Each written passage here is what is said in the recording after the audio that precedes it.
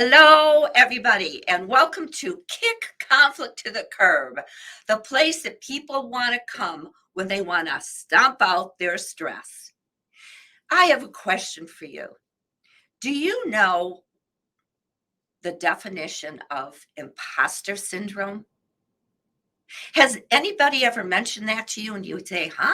Or you know all about it and you want to go deep? Well, today's special guest and I are going to take this apart, and I am very excited. So you're going to have to wait for 30 seconds before you meet Diane Bogino. Take a ride, ride of your life. Take a ride. You're feeling out of balance and you're put to the test. Take the ride of your life to reach your personal best. Hello, Diane Bogino, and welcome to Kick Conflict to the Curb. Hello, Joyce Weiss. I'm glad to be here with you today. Did we call each other about the dress code or something? I got the memo, didn't you? Oh, great. I obviously sent it to you and not to me. I didn't, but this is so cool. Blue is the power. So I have a wonderful intro for you. And I am so impressed with the different dynamics of your personality. So are you ready for my I viewers? think so. Okay. Over 2 decades of experience as a coach, behavioral scientist, entrepreneur, human behavior analyst, and working in a variety of industries affords Diane Bogino a perspective for business, building teams, challenging cultures, and career development that is rare in the coaching field. Coaching includes clients from around the globe. As founder and president of Performance Strategies Incorporated, Diane has collaborated with people from a variety of fields, including medical, education, hospitality, executive recruiting, banking, manufacturing, pest control, government, agencies, and of course, more. In a former life, this is what really got me, folks. Diane was an actor and model. We see why. She appeared in a movie and in numerous commercials and did a national spot for Delta Airlines. She also did voiceovers, print and runway modeling. At one time, she was a magic clown known as Daffy Diane. Some say she still is. She also performed magic as herself, winning Magician of the Year for Greater Atlanta. Well, I know I had more in this, but I decided just to stop now. You sure have a lot to offer. Well, when you've been on the planet as long as I have, you have time to do that. Well, we've got lots of questions about the imposter syndrome. And excuse me as I'm just trying to maneuver myself around here so I'm not an imposter. How would you describe imposter syndrome, Diane? Well, without going into the Freudian explanation, it's really when you feel down on yourself, you never feel good enough, you feel like you don't measure up to other people, and you're constantly talking in a negative manner to yourself. Oh, that's perfect. God, I ask guests questions like that, and there could be 30 minutes right there. Thank you. So what are some of the causes of imposter syndrome? Well, there are several, but for me, it was upbringing, not being in a good environment. I was an abused foster welfare child, never having anyone believing in you, not having your back, telling you you can be anything that you want to be. I just kind of had to figure it out for myself. So your environment growing up has a great deal to do with how you feel about yourself. And I have to ask, how did you break through since you didn't have that warm, loving experience in your past and you were told these negative things? Lucky you, lucky us that you broke through. What if you remember, do you know what it was that just boom, I'm done? Yeah. Well, first of all, I feel like I'm been very fortunate that I'm an optimist, and that really is a great tool to have in your toolbox, believe it or not, because optimists are more successful than people who are not optimists, and there's been studies about that. Plus, I like to learn, so I've read a lot, and I learned how to manage myself better, learned about how to be at work, and love to learn different things like that. But one day in my mid-30s, I had an epiphany. I came home to this very house I'm in right now. You didn't know I knew those big words, did you? Like epiphany. I But didn't. Where's my dictionary? Okay. but I came home, had an epiphany, and I suddenly realized that all of my friends, how they talked about themselves in a very positive manner. And I was always down on myself, always miserable. And it suddenly hit me, life shouldn't be like this. I really shouldn't feel this way. That's when I started my first therapy. Wow. See, instead, what I love about your mindset is that instead of comparing yourself to them, like there may have been some of it, I'm not putting you up here like you're a hero, which you really are, because I've read your books and I know your work. You did something in a constructive way and said, if they can do it, why can't I? Yeah. So, yay. Yeah. So, how do we know if we are experiencing it? There may be some people watching right now and say, I've never heard about it. What is this? And how do I know that I don't have imposter syndrome? Yeah. Well, much of what I just talked about, if you're constantly down on yourself, if you talk to yourself like every time you make a mistake, you call yourself an idiot, maybe you're depressed most of the time, you have a lack of energy or not getting into life the way you should, comparing yourself to other people, feeling like you don't measure up, those are certainly signs that you need to take a look at. Those are clues right there. Oh, and do you think that more women, I can't believe I'm asking this, but I've got to. Do you think that more women are involved with the imposter syndrome? Well, Joyce, that's really a good question. And I think that a lot of people believe that because men, we in our society hold men up to be so macho, but really everybody suffers from from it at one time or another, even CEOs. Recently, I ran across a podcast, believe it or not, about that very topic, talking to CEOs and how they suffer from imposter syndrome many times, some quite often. And they go into these, get in funky situations or funky moods and self-doubt just as anybody else does. I don't care what your profession is. I don't care what Mhm. your gender is. You will probably suffer from it at one time or another. Some people may suffer for longer periods of time, and that's a serious thing. Oh, and I'm so glad I asked that question because there are so many of my clients, both male and female, who experience it. Yeah. And they don't know. And we don't know until we're fortunate enough to either work with a coach or we have a friend, or like you on your own, you figured it out.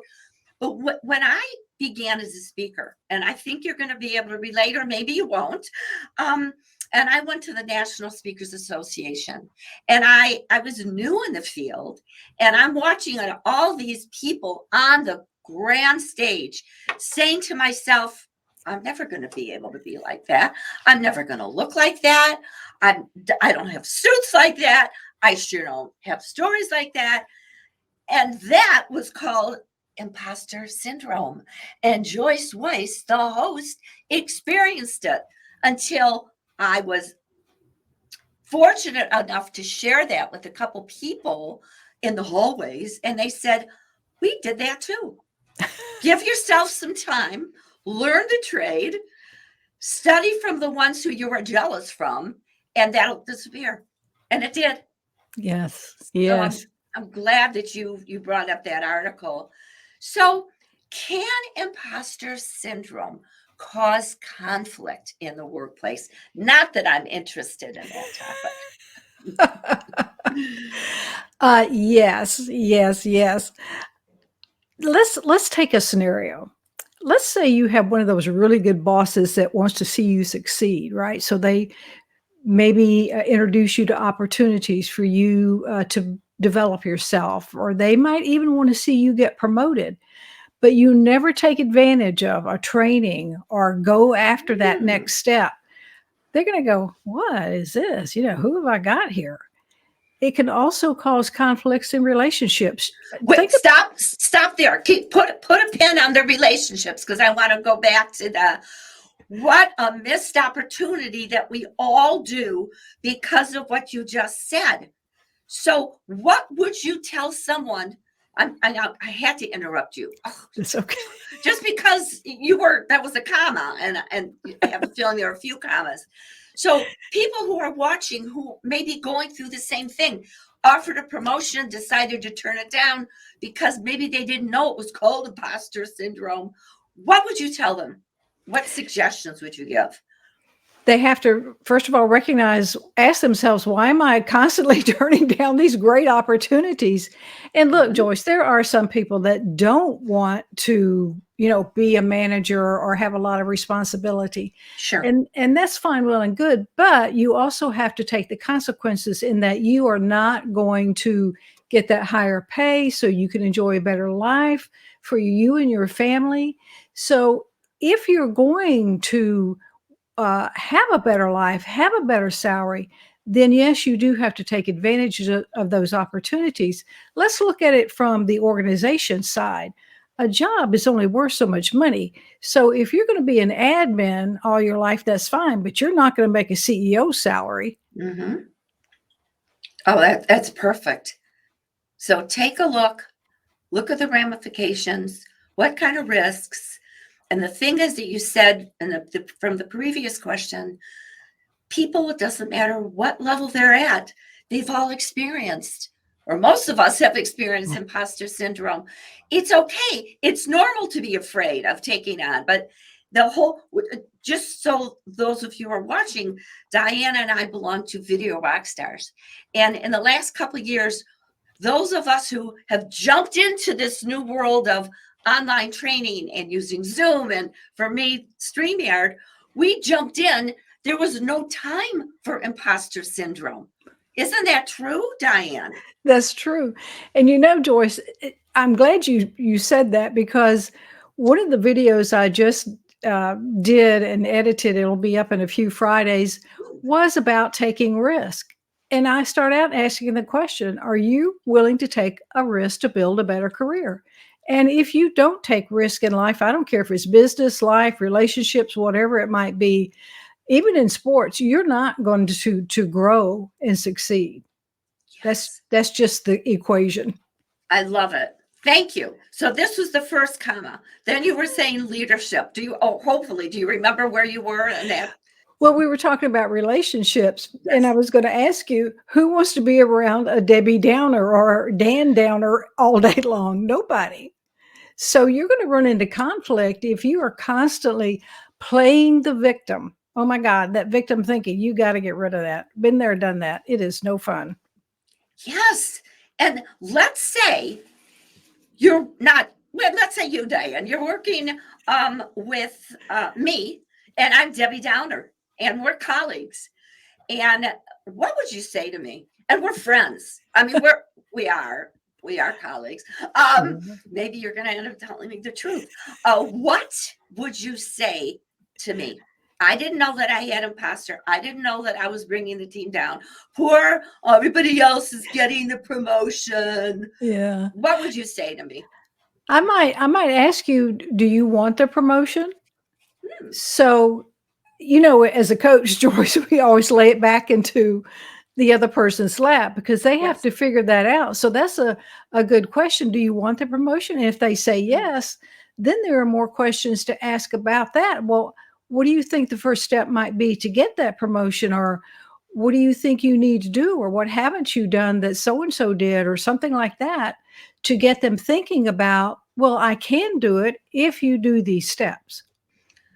What an answer, because it's non-judgmental. I mean, we know that Diane is a coach, folks, because she asks good questions. That wouldn't be judgmental. Do I want the promotion? No, then whatever comes out of the person's mouth, you'll know. You don't? Fine. Then we can go on to talk about it, whatever it is. If you do, then there's another question. Right. Yes, you are so good. So wait, is there any other conflict that you want to talk about? If not, I've got. Well, those, relationships and working, I mean, those are the ones that we deal with pretty much every single day. Perfect. So those are Yes. pretty important. Yes, and even at home, we could add a conflict at work. What about conflict sure. at home? Yes, I mean, it's the absolutely. same. Yeah. Yeah, Debbie if you Downer. have you can have a couple where the one is an optimist and one is negative, and that can certainly cause conflict, and there's reasons behind that negativity. So unless they get to the root of it, it's not going to change. So yes, that can definitely cause conflict in a intimate relationship as well. The imposter syndrome. Many of us know what it is. Many of us don't. It's a very important syndrome to get to know, because whether you have it or a loved one, and the good news is we can all work on it. Diane talked about what she did as a younger woman, from being brought up in the foster system, and I talked about it as being a younger, newer speaker, and it was just written all over. And we know people who have imposter syndrome in some of the groups that we belong to, because they are afraid to take risks. That's okay. They're not ready. Again, I'm not saying everybody is that they're risk takers, but just to be aware of it, whether it's you or someone else. Yeah, and even if you are afraid, you still have to work through that fear. I mean, we're all afraid because we don't know what's at the other end. But Yes. that's the key, is working through that fear and taking calculated risks. Yes, and asking the question to yourself, what risk do I take if I don't jump in with my feet first? Good What's one. the worst thing that's going to happen? We could do our own interview. Maybe we will, Diane, because I know you're very transparent and authentic. All the bloopers in our life, wouldn't that be fun? I would get arrested. I don't know about you, but Okay. No, I wouldn't. I'm just so much better. No, of course I would. So what are some activities or exercises that people can do to overcome and even conquer the imposter syndrome? well, you and I had a post on LinkedIn, or you had a post on LinkedIn that I commented on, and that is start with your negative self-talk. It is the quickest, easiest, least expensive way to begin getting over imposter syndrome. Stop that negative self-talk. Even if you have to say stop out loud the minute you hear or realize those negative thoughts are coming in your head. I had to say stop out loud to myself to make it work for me. So do what you have to do. Second, stop comparing yourself to other people. There's always going to be somebody richer, poorer, prettier, ugly, taller, shorter, thinner, fatter, whatever. Always. You are unique. You have special talents. You need to use the strengths that you have. So stop comparing yourself to other people. And you can take baby steps. For example, let's take decision making. Okay. You can make a decision as simple as being at the supermarket. You see these two lines, right? They might both be long, but you're looking and then you're observing and you're saying, okay, which one's going to go the fastest? Quick decision, easy decision, get in the line. Maybe it works, maybe it doesn't, but it is a decision. Make a decision. But that's how you start building strength in any area that you want. Love that. Stop is number one. Mine is boom. When I go to sleep and I want to turn my mind off of, oh my God, I've got so much to do tomorrow. How am I going to do it all? Whether it's the word stop, boom, whatever it is, you can tell yourself it works. The minute it's a trigger for me, Diane. I love that. The That's minute great. I hear boom, I stop. Now, I wish I could do that when I eat my chocolate chips, but I guess I'm not ready to overcome that syndrome. So then stop comparing yourself to others. And the minute we do, that's when your word stop or my word boom comes in. Because right now there's somebody that's going to be comparing themselves to us and whatever it is that we're doing well. But we take our skills that we do well for granted, and they're so we don't even realize sometimes. It's, you know, some people think they're better than they are, and others it's the opposite. And I just love your exercises. I love it. Oh, good. Now, is there anything else about the imposter syndrome that we didn't discuss that I left out? Well, some ways to recognize it are if you're a perfectionist, if you do overwork, or if you feel like you never have enough information or enough experience, or you haven't written enough books. Those are clues too. And I'll do a commercial about the assessments. You use assessments, I use assessments. That is one great way to assess yourself about really being sure of your talents. One of the assessments I use gives people their competencies, 25 of them in rank order. So you can see right there in black and white. And if it's scientifically based, that's going to give you a great place, a jumping off place to start believing in yourself more. Yes. Yes. And may I ask, what is this particular assessment that you use?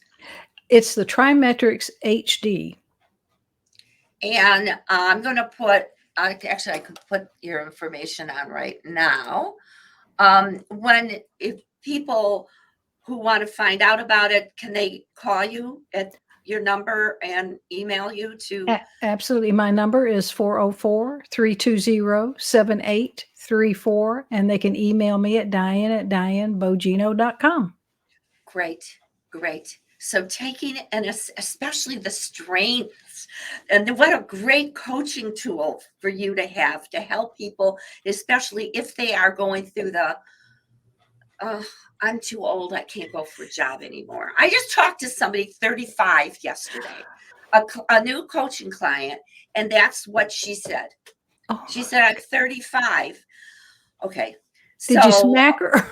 Oh no, the coaching. I couldn't. And it was on a Zoom call. I really was sitting on my hands, but I did, ask her the questions of what if age wasn't an issue, what are your strengths, and we were able to work through that. But that's dear. great. That's sad. So this is the last question before I ask people how you already told them, but what else you can do. Because I love what you do at DianeBogino.com at Performance Strategies Incorporated. Are you ready for the last question? Okay. Okay. Drum rolls. Woo! You were in a time machine. You're going back to your 18-year-old self. Diane is going to talk to Diane. What would you tell your 18-year-old self?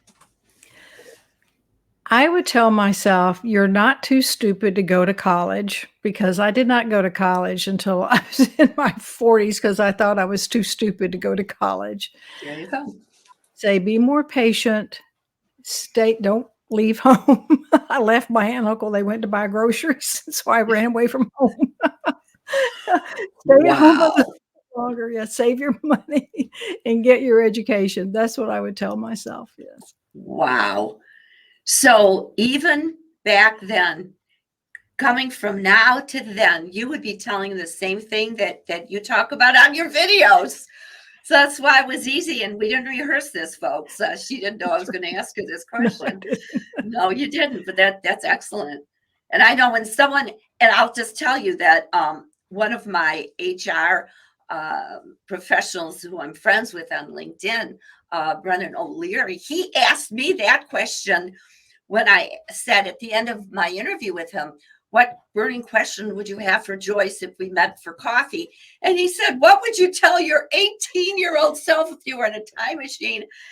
And you went right into it. I had to pause and think. And then I immediately said, never let anybody stop you, because that was mine. That was mine. And I own it. And until even a few years ago, people were still trying to say, why are you still working? What are you getting into this online stuff for, or whatever? So that's great. I loved your answer. Well, Diane,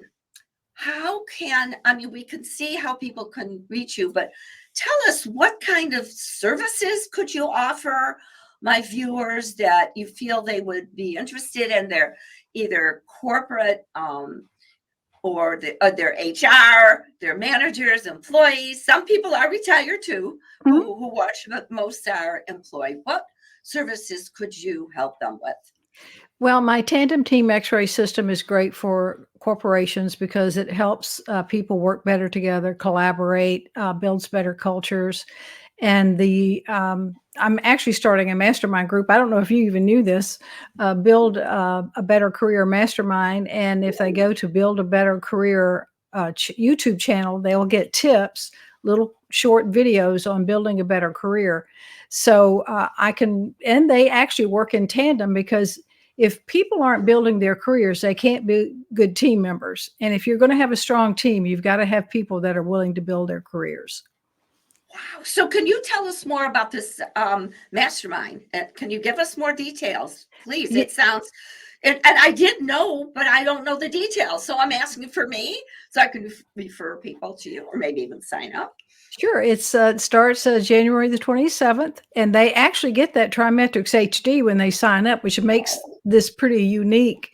And then we go through that, piece by piece during the 6 months that this mastermind goes on. And so they help each other with their tips and tricks and techniques that they've used to build a better career. Because, as I said, having a job is great. There's no harm in having a job. But if you want a better life and a better salary, you have to build a better career. Wow. I love that. Thank you. Thank you for that. Thank you. And even for those of you who are watching this after January of 2022, you're going to be having these periodically. So Absolutely. reach out Absolutely. to Diane if you're interested, and to see if she's still running them. I'm sure she will be. Absolutely. Diane Bogino, would you please return as a guest? Absolutely. Absolutely. If you're going to pay me what you're paying me today, I'll be back. Well, what I've just received from you is I got chills a few times when you were speaking on some of your answers. So absolutely, it'll be the same fee. Friendship. Friendship. I'll tell you, nothing's more valuable than that.